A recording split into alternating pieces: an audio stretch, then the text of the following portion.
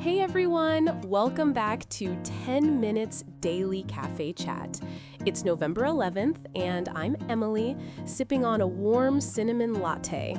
And I'm Lisa, already on my second cup because today's stories are intense. A massive donation to a new university, Snap partnering with Perplexity AI, and a very serious safety conversation around Disney parks. Let's start with the donation because a $100 million gift definitely changes the higher ed landscape in Texas. For sure. So Jeff Yass is behind it, right? What's his connection to the University of Austin? He's one of their earliest backers. Yass co-founded Susquehanna International Group and has put big money behind school choice initiatives. Now he's giving $100 million so the University of Austin can offer permanent free tuition. Free tuition sounds almost too good to be true. What's the catch? The main condition is that the university never accepts government money. Yass wants the school to prove that private philanthropy can replace public funding if the institution runs a tight ship. That's a bold statement. How new is this university anyway? It launched in 2021 with a mission centered on free speech and academic merit. They welcomed their first undergraduate class in 2024, and they're still small, about 150 students right now. Only 150? So this gift is basically a growth engine. Exactly. The donation kickstarts a $300 million campaign, with $50 million already received. They aim to grow to 400 or 500 students while keeping tuition free. I'm curious about their admissions. Do you know how students get in? They offer automatic admission to applicants who meet high standardized test score thresholds. It's a 4-year liberal studies program based in downtown Austin, and they plan to stay in that urban space instead of building a sprawling campus. That urban vibe could be a draw. But I wonder what critics are saying about bypassing government funds. Some worry that relying solely on donors could influence academic independence. Others see it as an experiment in academic freedom, especially with debates over public funding and speech policies in Texas. And politically, Yass has been active in Texas, right? Very. He donated $10 million to Governor Abbott over the past 2 years, supporting voucher advocates and challenging Republicans who opposed them. So this gift fits into a broader push to reshape education outside traditional public systems. It's fascinating to think about. On one hand, students avoid debt. On the other, sustainability depends on continuous philanthropy. The university says future alumni support will be crucial, and they're betting that graduated graduates will pay it forward. Speaking of gratitude, the word philanthropy keeps coming up. Can we dig into that? Absolutely.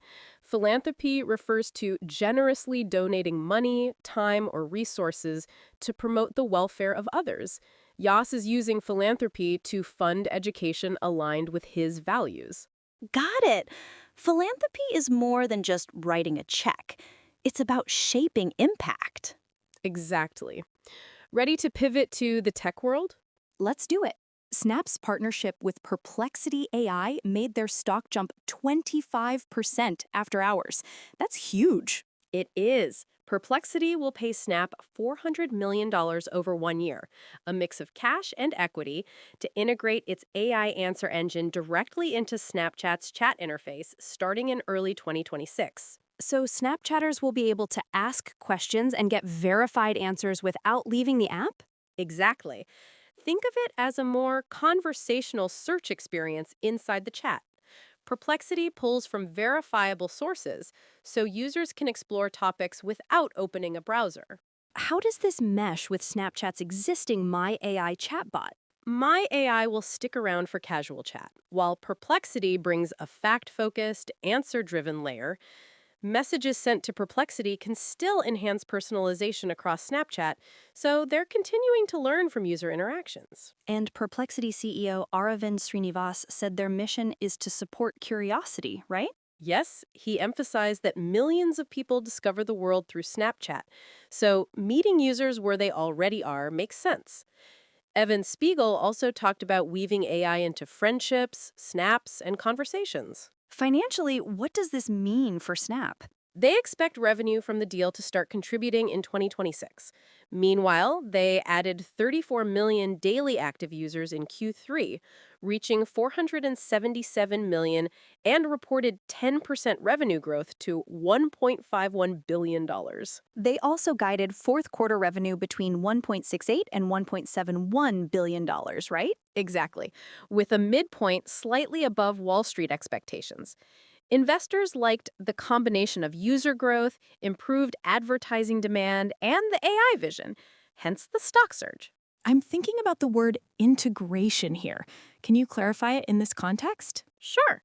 Integration means combining two systems so they function as one. In this case, Perplexity's AI is being integrated into Snapchat's chat interface, so users experience it seamlessly inside the app. That makes sense. No separate app, just a smarter chat window. Exactly. Now we need to switch gears for a more serious topic about safety at major theme parks. Yes, 4 deaths in a month near Disney World is heartbreaking. We have to handle this with empathy and focus on the broader safety implications. Absolutely. The most recent case involved a woman in her 40s who was transported from Disney World to a hospital on Sunday and sadly passed away. Authorities stated there were no signs of foul play. And the sheriff's office clarified other incidents too, like the October 16th incident involving a woman in her 40s at the Contemplary Resort, not a monorail accident, despite rumors. Right. Less than a week later, a man in his 60s at Fort Wilderness Resort and Campground was found unresponsive in bed. Emergency responders used an AED and transported him, but he was pronounced dead at the hospital. Then another guest at the Contemplary Resort died 2 days later on October 23rd. Plus, there was a haunted mansion incident at Disneyland in Anaheim on October 7th. Yes, a woman in her 60s became unresponsive after riding the attraction. Security provided CPR until paramedics arrived. And outside Disney, Universal Orlando saw a 32-year-old guest pass away after riding Stardust Racers in September. That's a lot of tragedy across the industry. It really underscores how critical health screenings and on-site medical protocols are. Exactly. Parks are reviewing safety measures from quick response medical teams to clear guidelines for guests with pre-existing conditions.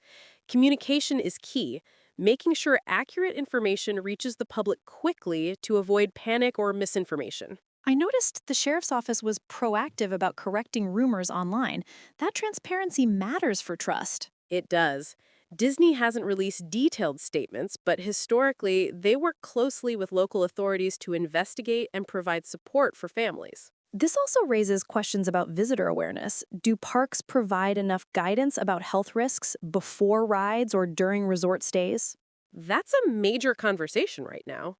Some experts suggest expanding pre-visit health resources, offering more on-site screenings, and training staff to recognize distress signals sooner. I keep thinking about the term safeguard. Can we unpack that word? Sure. A safeguard is a measure put in place to protect people from harm or risk. In this context, emergency protocols, clear signage, and medical staff are safeguards meant to protect guests. It's a reminder that fun spaces still need serious protection. My heart is with the families affected. Mine too. The goal is to treat the topic responsibly while encouraging broader conversations about safety and preparedness in large public venues. Today's lineup really shows the spectrum: generosity, innovation, and accountability. Exactly. And that's a wrap for today's 10 Minutes Daily Cafe Chat. Thank you for spending part of your day with us. If you found this episode helpful, please subscribe and share. We'll be back tomorrow with more stories and language insights. Take care, everyone. Stay curious and safe. See you tomorrow.